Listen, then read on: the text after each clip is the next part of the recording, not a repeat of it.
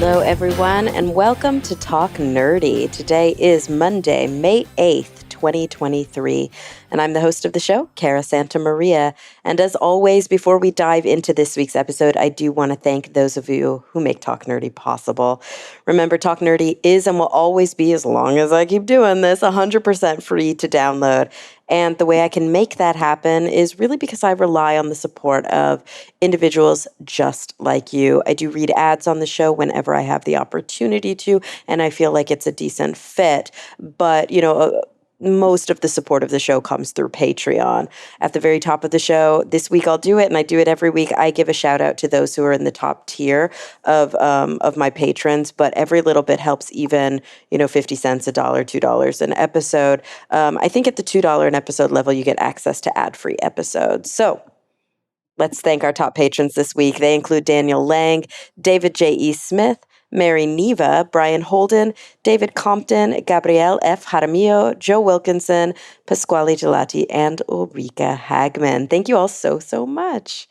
All right, let's get into it. So this week, I think it's my second time interviewing this incredible science writer. Her name is Angela Saini, and she has won so many awards. She is so respected, and her writing is chef's kiss. I can't say enough nice things about it.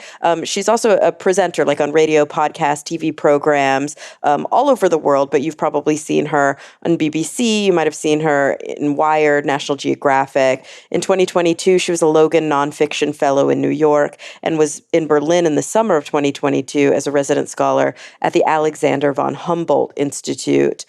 I previously had her on the show to talk about her books Superior, The Return of Race Science, and Inferior, How Science Got Women Wrong, and the new research that's rewriting the story. But she has a new book out now, so we dive into so much good stuff, but we really do focus on her new book. It's called The Patriarchs, The Origins of Inequality.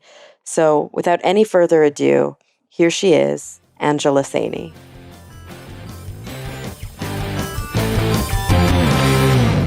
Well, Angela, thank you so much for joining me today.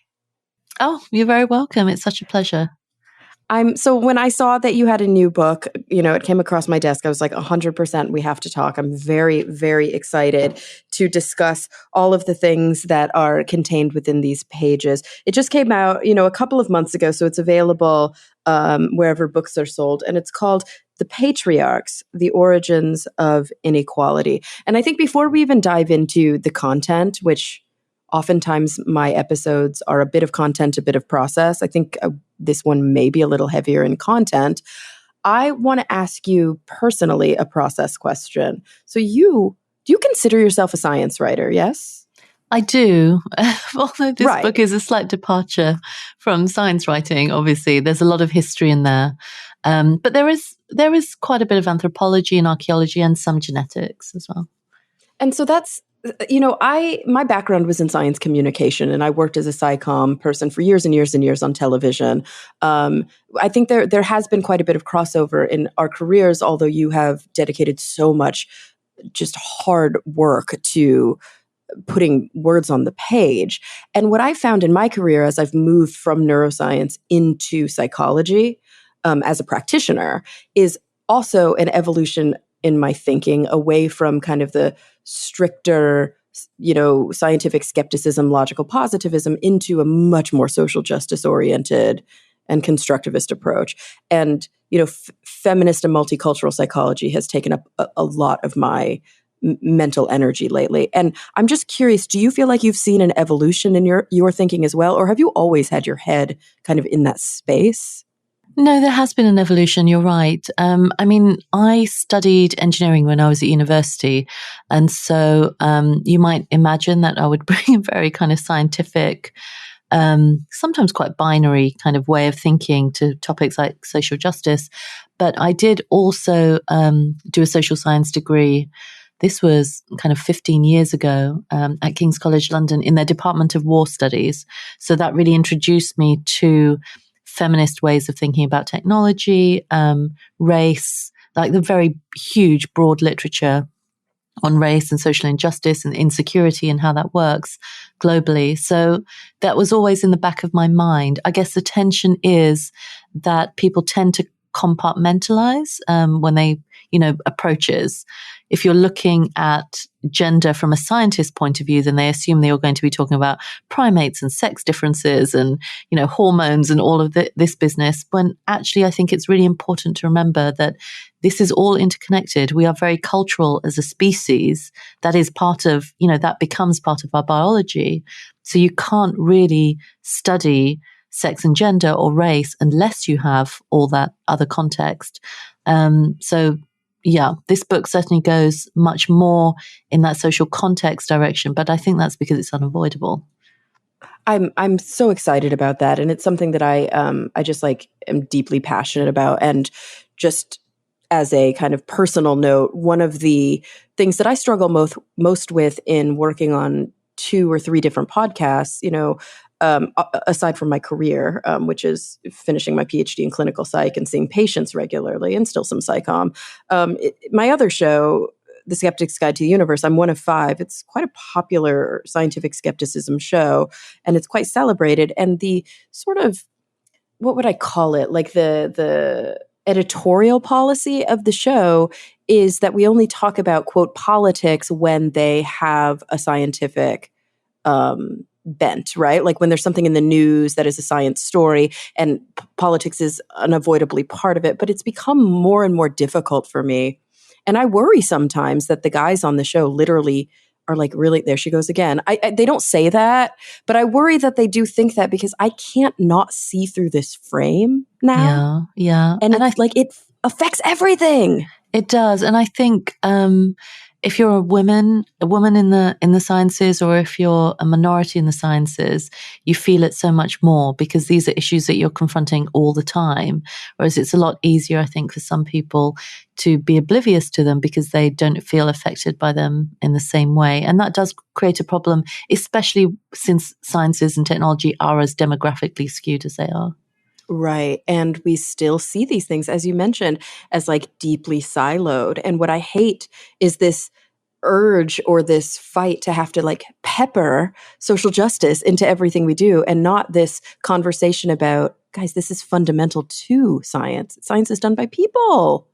Yeah. Although I do wonder now, especially after George Floyd, whether that is getting through to people a lot more. I do see that conversation happening in universities and scientific institutions where I really struggled before to make people see things from that point of view. Now it's much, much easier.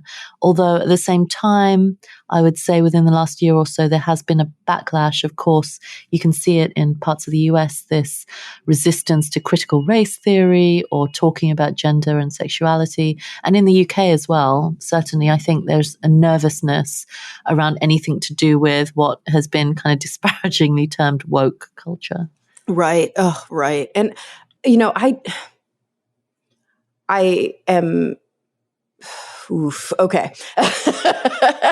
I'm cautious to frame what I'm about to frame the way that I'm framing it, because I don't want it to be decontextualized. But I've been having conversations lately with many of my cis and trans female friends, but let's just say I don't even want to say feminine, because that doesn't even, it just, those who identify within that kind of general gender side of things, even my non-binary friends, I would include in this.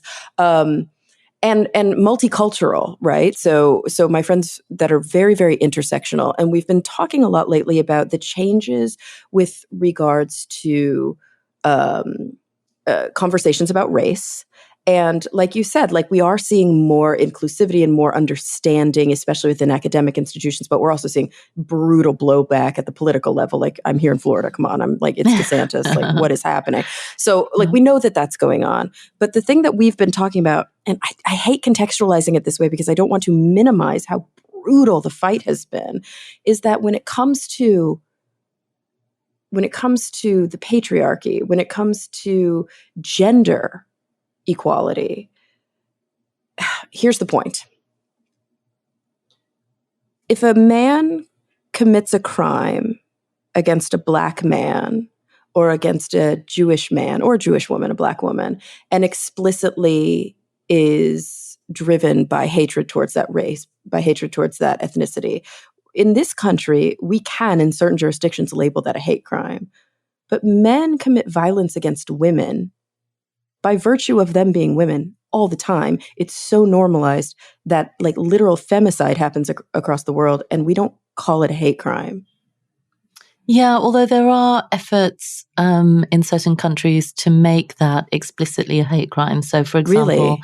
targeting people because of their gender, or to make femicide a particular kind of offense. I guess the difficulty is in some way separating what is actually motivating that crime. So, for example, the vast majority of murders of women by men tend to happen by men they know. So it's not necessarily because they're a woman, it's because of, other reasons within their relationship, and it might be exacerbated by that gender factor, but you can't know that person was deliberately targeted because they were a woman, and it could have been any other woman that could have been targeted instead. Right. So the prime motivation there is different. It is complicated. Yeah, and I think kind of the reason or the point of those conversations coming up more and more lately is the sort of hidden nature of violent aggression, and not just violent aggression, but inequity of,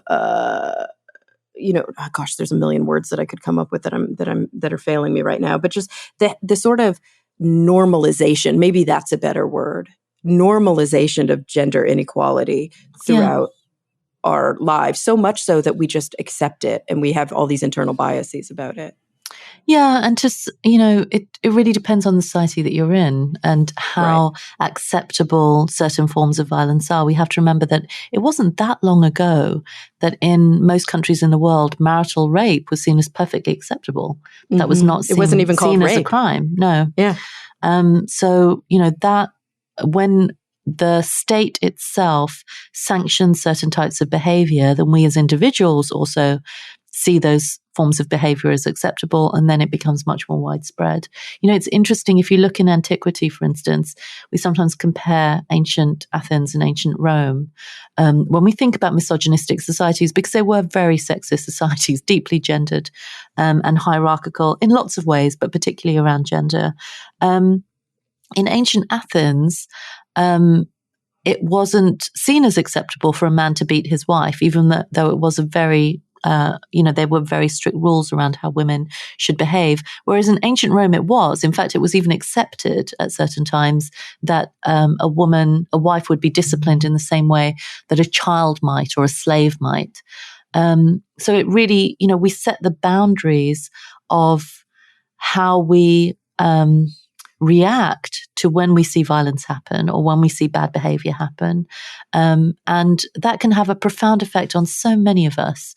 I would urge people to think back to examples in their own lives, within their own families, in which they may have turned a blind eye to something deeply sexist or deeply violent going on around them.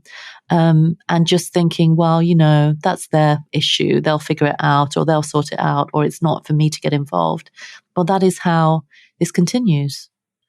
Yeah, I've probably mentioned this on the show, but I'm reminded of an interview during, I don't know if you've seen W. Kamau Bell's documentary about Bill Cosby.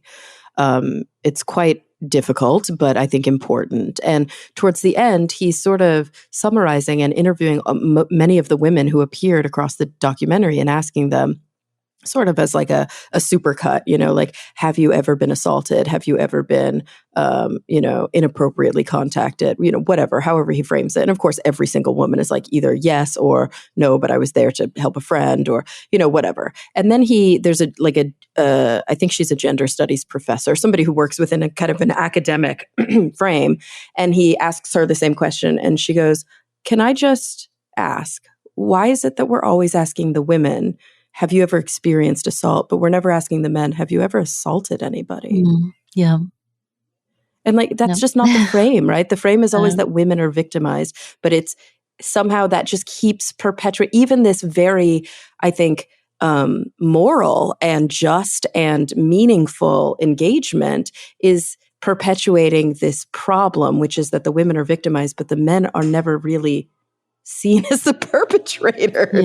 Yeah, and it's right that we should kind of interrogate that side of the equation. But we do have to remember again that the majority of men are not brutalizing women.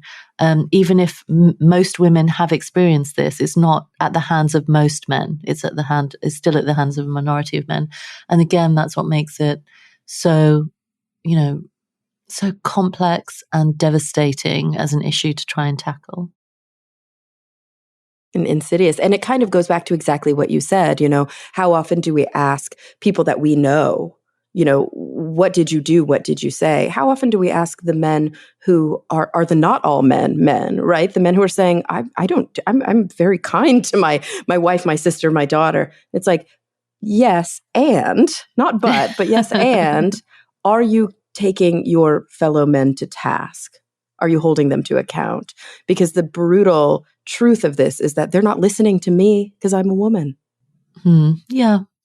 And we do need to think about all these things quite carefully. I think we need to kind of interrogate more carefully what we, as individuals and as groups and as societies and as states, the boundaries we place around what it means to be a victim, what it means to be a perpetrator, and what we turn a blind eye to. And this is something that, it was not the easiest thing for me to write when I was researching this book, but there is a literature on it looking at the ways in which we do, and we have for many thousands of years, all participated in these systems, allowed them to perpetuate, not necessarily because that benefits us to do it that way, but because in the end, we have to kind of maximize our own personal gain or our own personal safety in that particular moment. And it's not easy then to take on everything else in the world. It's not the case that every single woman is always thinking about every other woman in the world. We're not. And that's how that's why, as much as the feminist movement has achieved such incredible gains always, there is still division within it. Yeah, and there's just so much we could talk about. I'm just like, where do we start? Maybe we start at the beginning. Where did you choose to start? I mean, you're approaching this from a historical perspective. How far back into history can you go? Well, you can go on forever because depending on your perspective, when did patriarchy begin? When did male domination begin? What was fascinating to me is that there's still quite a lot of people out there who think that it has always been this way, that male domination is kind of hardwired into our species. Like chimpanzees, like it's biological. It's biological. That's still a surprisingly widespread view that I encounter all the time. I actually didn't think I would need to debunk that when I was writing the book, because I just thought, surely we don't think that anymore. Anthropologists, quite widely accept that we haven't always been patriarchal or male dominated in the way that we organize ourselves, but actually it really did. So I start the book off there, but that was the last chapter that I wrote. Where I actually started research was by looking in the 19th century at philosophers and anthropologists who, for the first time, in the West at least, were asking why our society is unequal.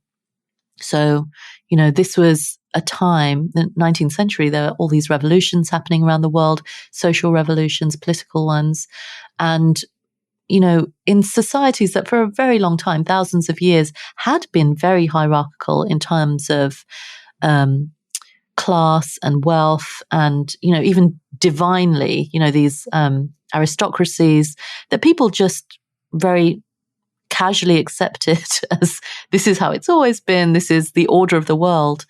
There was a real interrogation of that. And as part of that, there were questions raised around the origins of patriarchy. How did that start? So there's a very interesting literature there from the middle of the 19th century, and that's where I began the book. And where do we think that it's not just a where question, it's a how question and even a why question. And, what can we answer and what can't we answer? Well, it is a really I was hoping when I started writing that there would be some particular historical moment or one variable that could explain what switched a society from being more egalitarian to being patriarchal. And actually, there isn't one. Every single society is very different. There's only one illustration in my book, and it's a map of existing matrilineal societies in the world. So these are societies in which property and name is passed from mother to daughter rather than from father to son. And if you think that patriarchy literally means, if you define it, rule of the father, then you can't really say these societies are fully patriarchal, even if authority may be shared between women and men. Certainly, name and property is passed through the female line. But it is interesting that it's a map of, I can't even say the word matrilineal, so matrilineal populations, but not what we might think of as the equal and opposite. Like there are no matriarchies, are there? Well, that's what some anthropologists say, but there are others who work within these societies who have argued that, well, how do you define matriarchy? Is it a society in which women have all the authority? Then, yeah, perhaps not. But if they are societies in which women have a lot of authority and share authority with men, or even societies in which the authority of men is predicated on the judgment of women, then actually it's a much murkier line. That binary construction that matriarchy must be the opposite of patriarchy and that patriarchy is a very clear thing is actually not very not very well borne out by how we understand these things. Even patriarchies are very different around the world. They take very different forms. So, for example, in Europe, there is a very strict and rigid idea of a gender binary. This notion that there is a suite of psychological and physical differences between men and women that underpin this system.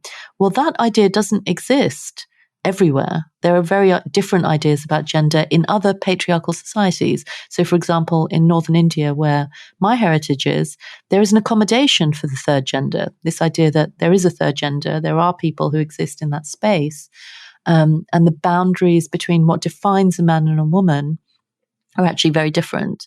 So we have to be, I think, quite careful about what we mean when we talk about patriarchy, because there is no one monolithic form of it. It's very different depending on where you are in the world.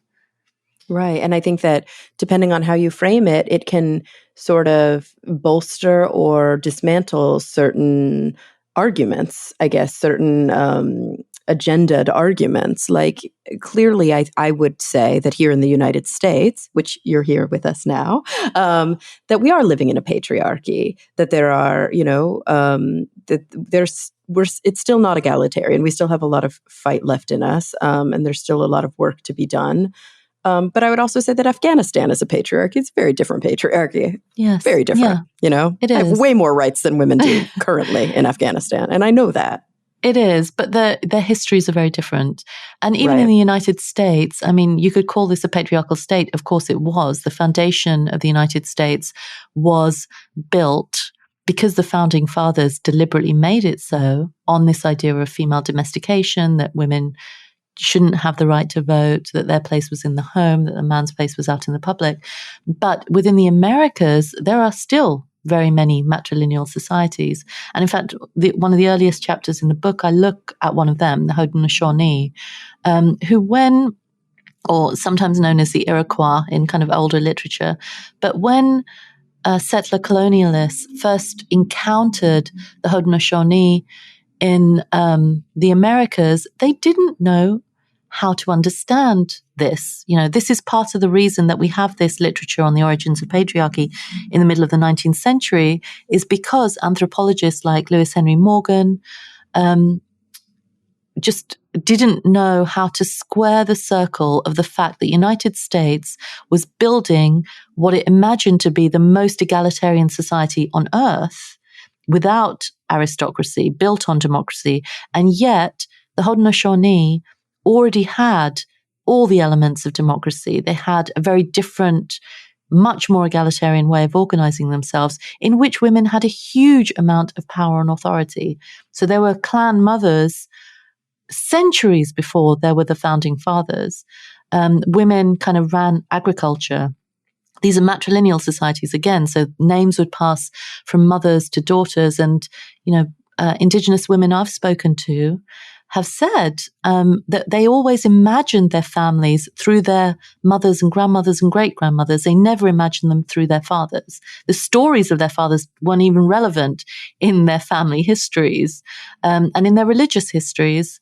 So the way that was squared in the middle of the 19th century, when white middle-class women's rights activists and anthropologists like Lewis Henry Morgan encountered them, was just to say, well, these people are primitive.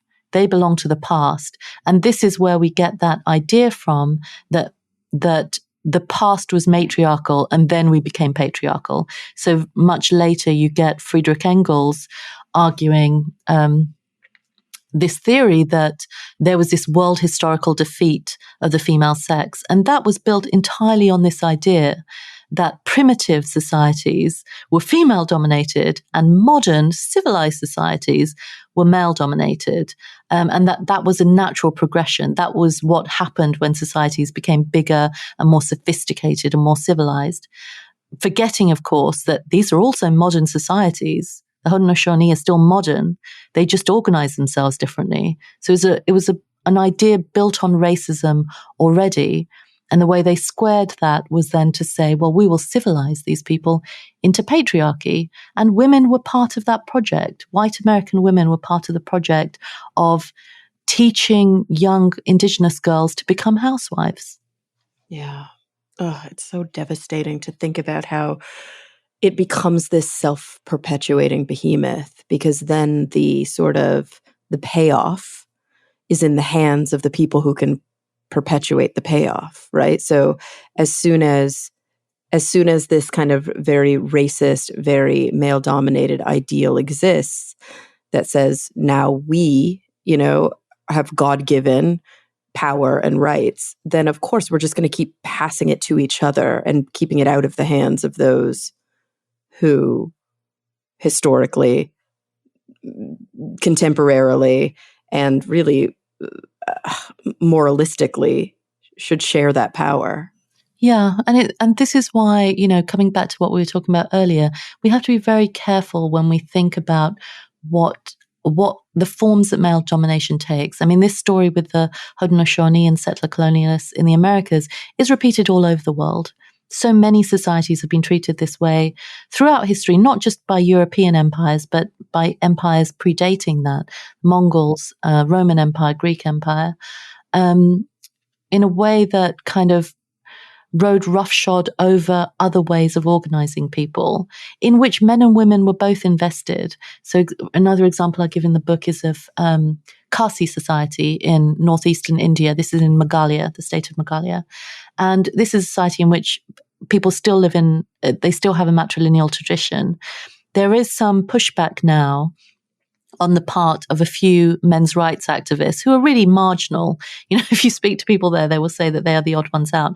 So these are men who are saying, oh, we want to now share property. Don't just give property to daughters, share it between the children, allow us to give our children the father's names, not just the mother's names. And men and women are both pushing back against that. Men and women want to maintain those matrilineal traditions because that is part of their culture. So again, I really want to stress here that when we think about, why certain forms of social organization take hold and why they persist, it is because we all play a part in that. And those forms could be many different things, but culture plays a very big role in how invested we become in the project of a society, including the United States. This is a colonial state. And so all Americans every day are participating in that injustice. They just don't imagine it that way. Right. Right. And I think that it becomes a very conflicting feeling to be an intersectional individual who, on the one hand, is really fighting for and deeply contemplating on a daily basis the injustices that occur within our very backyards, and at the same time are perpetuating those systems simply by virtue of engaging in this sort of like capitalist system that we can't not engage in. It's a really tough place to be, squaring that circle and living with that ambivalence. Yeah, and we can feel resigned to it sometimes, and it starts to become the case that we only see the injustice perpetrated against us. We don't see the part that we play in perpetuating injustice against others. I think very often about the I've mentioned it on the show before, but the letter from a Birmingham jail that Martin Luther King wrote, where he talks about how we are focusing so much of our energy and attention on the white citizens counselor and the Ku Klux Klanner, but we're not really focusing on the white moderate who perpetuates this injustice because they prefer a sort of passive peace to civil unrest. This idea of like, well, we just want to maintain the status quo, which actually can be much more damaging very often than even the really severe bleeding edge individuals, radicals. Yeah, absolutely. And this is the big challenge here that I'm sometimes asked. It's been 2 months since my book came out, and I'm often asked, how do we end this? How could we end gender inequality? And I could say something anodyne like, achieve legal equality, which many countries are already doing. It's very difficult, especially in some European countries, to say that women are legally unequal to men. They really aren't. It's much more about discrimination and bias and how do we overcome that. But then beyond that, what do we really mean by equality? We have to remember that patriarchal systems are woven through other systems of oppression, and they have borrowed from other systems of oppression. So, for example, patriarchal institutions of marriage borrowed from institutions of slavery, which were informed by xenophobia and hatred of the foreign, and this idea that you can marginalize the outsider. So you can't say that, we could fix gender equality and then we'll fix all the other things. They're all borrowing from each other all the time. And even when you fix one, or you imagine that you've fixed one, really all you've done is reinforce others. And that's what makes this such a difficult problem, because really what you have to be willing to do is question everything, is say, okay, let's start again about what are the values of this state. Let's think again about what we mean by capitalism, what we mean by social welfare, what it means to create a society in which nobody feels vulnerable at all. And that is a really difficult kind of revolutionary proposition that, if we're honest, because it would mean upending so much of how we live, it's not easy for everyone. That is not an easy pill to swallow, to say that you have to rethink everything, the marriage, family, every single thing about your world you have to rethink. Are we really ready for that? I'm not sure that we are. Yeah, I had a guest on several weeks ago, Dr. Brian Lowery, who is a professor at Stanford, and he's actually in a business department. He's a psychologist, and he wrote a book called Selfless, which is about the psychology of identity and how sort of the social pressures, the norms, the intersubjectivity, like all of these things shape our concept of who we are.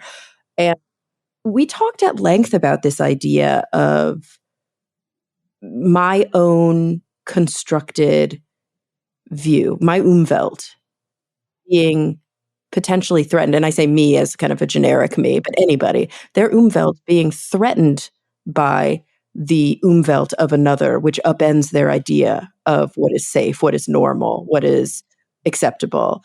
And it really helped me with my own empathy, I think, as I was kind of engaging in this conversation with him from an activist perspective of if gay marriage, it doesn't affect you, why does it matter? I don't understand why you're so angry. But it really helps me to try and understand the perspective. Yes, I may not agree with it, but at least to empathize with an individual who is so threatened by something that is wildly different than their safety net, than what they see as normativity. Yeah, absolutely. And that's crucial to understanding this, is why does tackling inequality takes so very long is for exactly this reason, that we see it not just as giving another person more freedoms and rights than they had before. We also see it as an attack on how we imagine the world, on our worldview.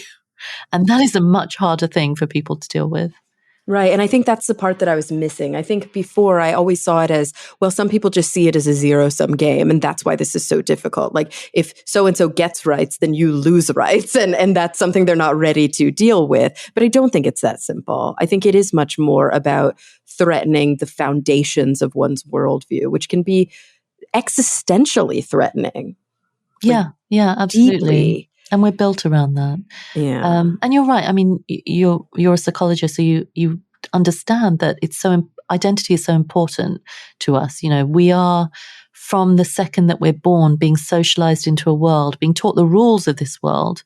How destabilizing is it to be told, if you're in your 40s or 50s, well, actually, everything you've been taught now has to be shifted and you have to live in this different reality now.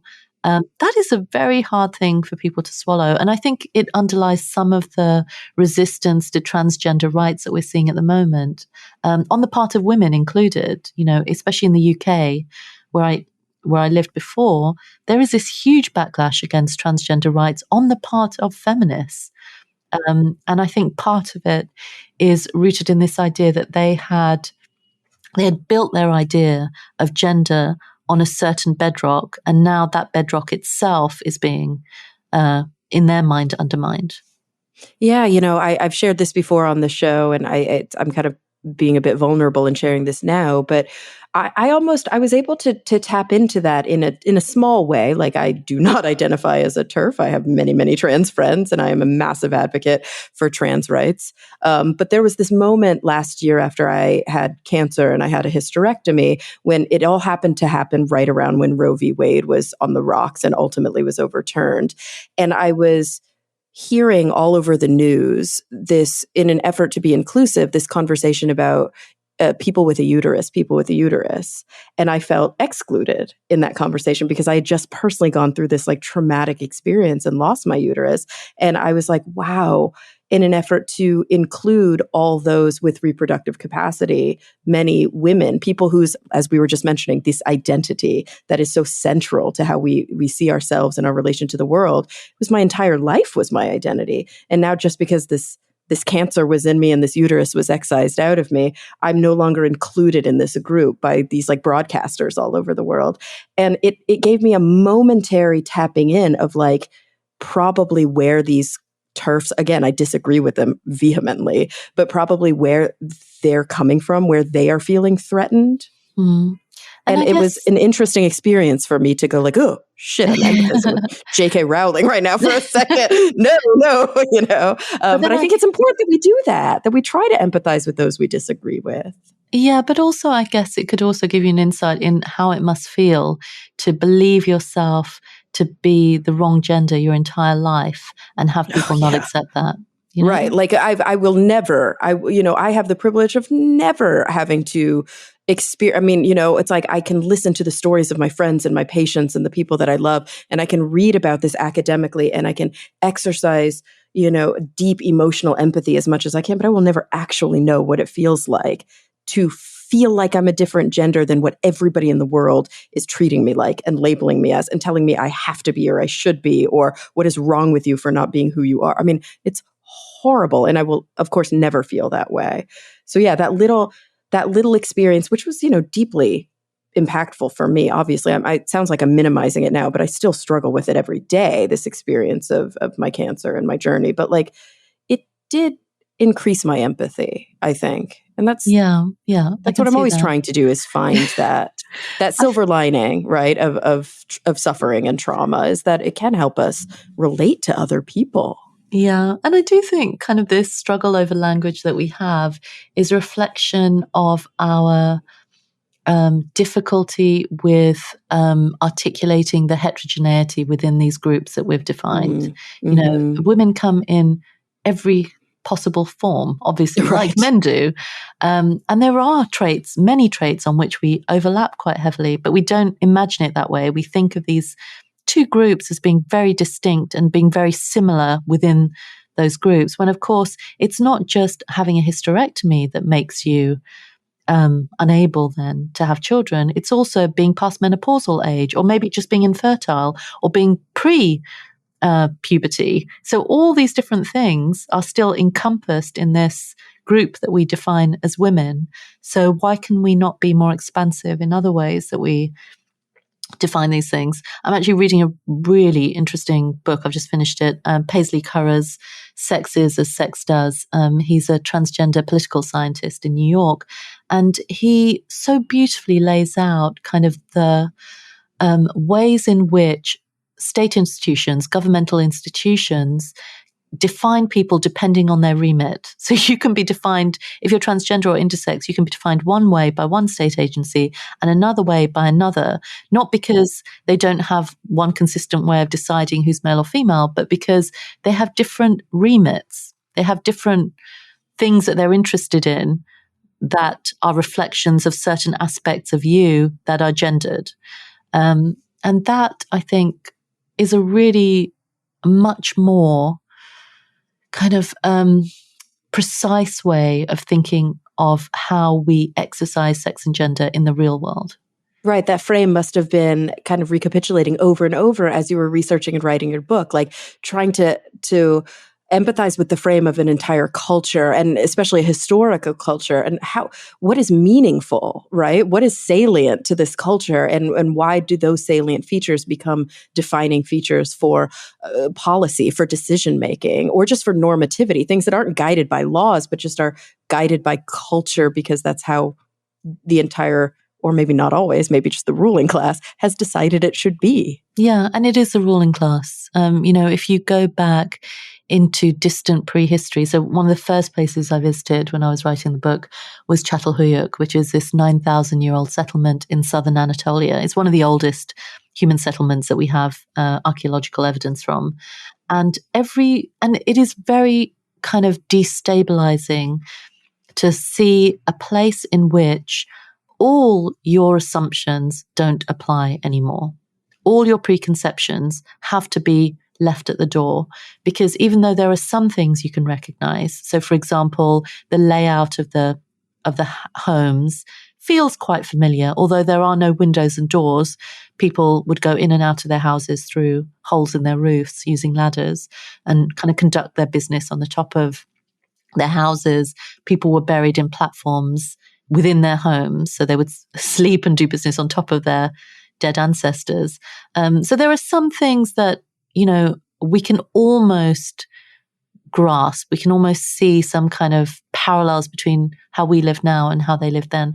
But everything else is open to question. This is pre-writing, of course, so we don't have written evidence. But every single archaeological measure we have of gender inequality tells us that men and women at Çatalhöyük, and this was a settlement in which thousands of people lived 9,000 years ago, they lived pretty much the same lives. So they did pretty much the same work. They ate pretty much the same food. They were buried in the same ways. Even the size difference between men and women was slight, which just shows, they were being treated in the same ways. They lived very similarly. So we cannot say that this was a patriarchal society because we genuinely don't have evidence for it. We just no evidence from that period of time that people were living in patriarchal, male-dominated ways. And certainly women were not invisible. We have thousands of female figurines from that period of time, from the Neolithic, including figurines that depict women that seem to be quite authoritative. The famous seated woman of Çatalhöyük, which I really urge people just go online and do a Google search for. It's an incredible figurine. I've seen it in person. Here is an older woman whose body seems to be weathered by age. She has these kind of deep indentations in her skin. There are these beautiful rolls of fat spilling out all around her. And she is sitting back straight, hands outstretched. Underneath her resting hands are what look like two big cats, like leopards possibly. It looks so arresting, this figure, very authoritative. People have even described her as a goddess. So we cannot say Like I said, we cannot say that prehistory was patriarchal. Things changed later with the development of the first states. That's where you see the introduction of these first kind of gendered laws. And a lot of that is to do with the rulers in these earlier states taking an interest in the family for understandable reasons, because they're concerned about population. They need families to have more children. They need those families to be loyal to the state. And this is where you get the start of a gendered division of labor between men and women, between women, young women being expected to have lots of children and young men being expected to fight. And that's where so many of our kind of binary gendered stereotypes come from. Okay, so when you mention this kind of, I'm not sure if you were listing many, like a couple features of many, or if these really are what you see in your studies as the foundational sort of drives when it comes to, state government, politics, law, control of the citizens. But this conversation about reproduction, women holding the sort of key to reproduction, and I guess, war, defense, however we want to term it, that these two fundamental practices, which are so important for the security of the state, do you think that those really were what underlied this kind of beginning shift? I do think it was population, yes, without a doubt. I interviewed the anthropologist James Scott, who has written such beautiful books looking at these kind of early states and the development of these early states. If you've been to a museum in which you have Assyrian tablets or Mesopotamian tablets from that time, it's lists upon lists upon lists, tabulating kind of resources, but also people, trying to get a measure of people. Those in power in these very big states with lots of people needed things to be simple. And this is where you start to get this idea that, okay, a woman can't be lots of different things, which women are in many societies even now, but certainly in hunter-gatherer societies, men and women do everything. They have to, because you can't survive in a subsistence society unless everyone is doing everything. But in these societies, that's where you first start to get a division of labor. So women did work, of course, in early Mesopotamia. You do see women working, lots of evidence of women trading and working and weaving and doing lots of things, running taverns, even women rulers. There are Sumerian women in the Sumerian king list. But over time, and this is very gradual, over thousands of years, you start to see a kind of clamping down by the state on how families must behave and what they must do. Women, young women, I'm talking about here, are expected to have many more children. Young men have to be available to go out and fight and defend the state and give up their lives if they want to. And we have to remember that is still the preoccupation of modern day states. If you look at any country today, as soon as birth rates start to fall, there's panic. In China right now, they've already ended the one-child policy. But because women still aren't having enough children, states are introducing all these incentives for people to have more kids, including, I was just reading recently, college student. One suggestion was that college students be given a week off so they can start to marry, meet each other and marry, have time off to do that. So this is still a concern for us now. And if you look in Russia, I mean, all these young men being conscripted into a war that, frankly, many of them are not able to fight, not well suited to fight, but they don't have a choice, because the bargain you make with the patriarchal state is that you will be available to fight if it needs you to, and give up your life if you're needed to. Right. So there's almost something kind of heretical about the conscientious objector. There's something kind of heretical about, I think about my own role in society, my own role in my own relationship with the world, but also with the kind of structures of the society in which I live, which is American society, which I was born into as a sort of child-free, unmarried, and intentionally so, woman. That like this, there's something threatening about my choices to the state. Yeah, absolutely. People, I hear this sometimes, that women without children are judged selfish, for making that all the choice. time, all the time. Yeah. Which is, who are you being selfish for? What are you, who are you letting down in that choice? You're letting Right. down society. That is Right. their big issue, is that you're not contributing more children to society.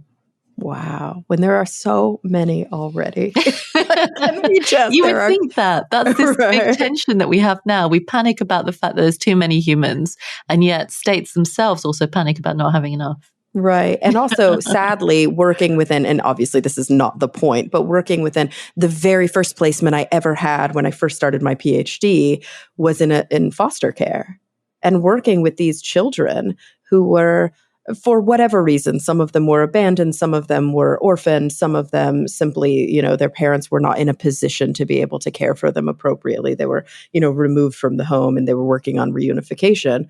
But for whatever reason, there are a lot of children out there who are not cared for well. Yeah. And again, I think, a lot of this abortion debate in the United States, the anti-abortion argument often rests on this idea that once a woman has a child, she will just naturally want to care for that child. She will naturally put that child before everything else. And that is not really the evidence of history. Right. That somehow she'll also magically have the resources to care for the child. Not just the resources, but the internal will to do it. And that is a very kind of dangerous thing to say, because it kind of runs counter to to our instinct that, surely every parent cares about their child above all else. Actually, that's not always the case. And you're right. Sometimes it is determined by circumstances. Sometimes it's also determined by the person themselves. And on that, I really recommend Sarah Blaffer Hrdy's book, The Woman That Never Evolved, and Mothers and Others. Sarah Blaffer Hrdy, the evolutionary biologist, has really challenged these deep-rooted essentialist ideas that we have about female sexuality and motherhood.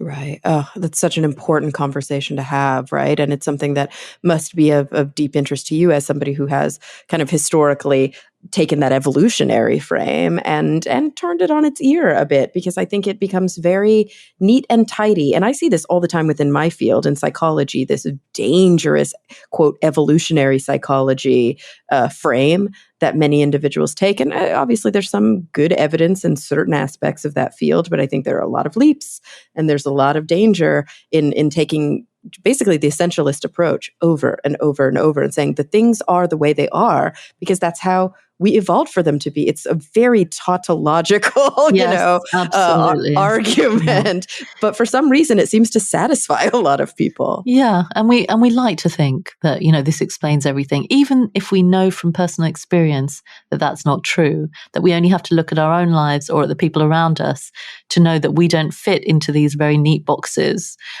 We have a range of different interests, and we come in a range of different sizes and colors and shapes and ways in which we think. We still are insistent that those boxes must be meaningful in some way. And I think that's the direction that my work has increasingly gone with my last 3 books, which look at race and gender and different aspects of that, is just to say then, why do we categorize in this way? Why is science built on this attempt to fit people into boxes and not fully recognize that human variation is actually much messier than that? Right. And why, I would even extend that on to why is it that we enjoy, or I shouldn't even say enjoy, but we find safety in the binary. We are deeply uncomfortable with ambivalence, with the gray area. We celebrate conviction. And, I think that I had her on my show previously as a while back now, Lulu Miller, who wrote that book, Why Fish Don't Exist, and really grappled obviously with this historical story of this like very problematic person, but also on top of that, just with this deep human tendency and scientific human tendency towards taxonomy. Yeah. Yeah. towards bucketing and categorizing and lumping and splitting and, all of these things Absolutely. that we do.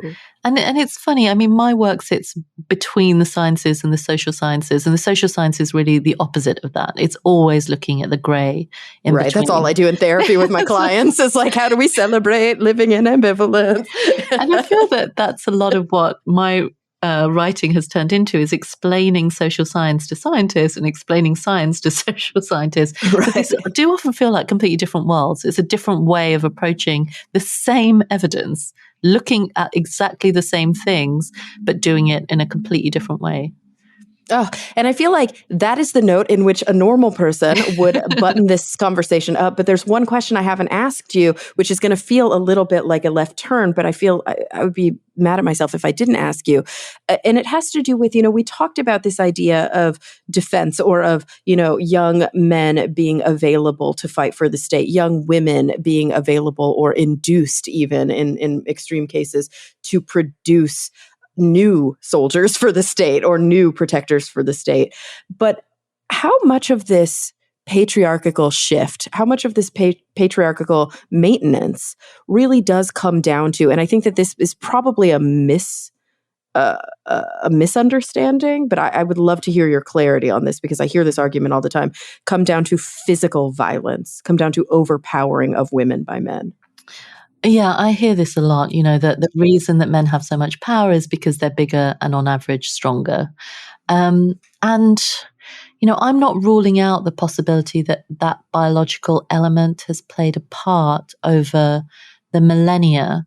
But what we have to understand is that if that's all that is, if that's, if that can explain everything, then number one, surely patriarchy would be universal, and it's not. There are many societies that aren't organized this way, and it would be timeless. So you would see it roughly the same, however far back you go in history, and perhaps even more so, even worse in prehistory than it is now. And actually, it's exactly the opposite, that people lived in much more egalitarian ways in prehistory and much less egalitarian ways now. So those two things kind of argue against that. And we only have to look at other animal species.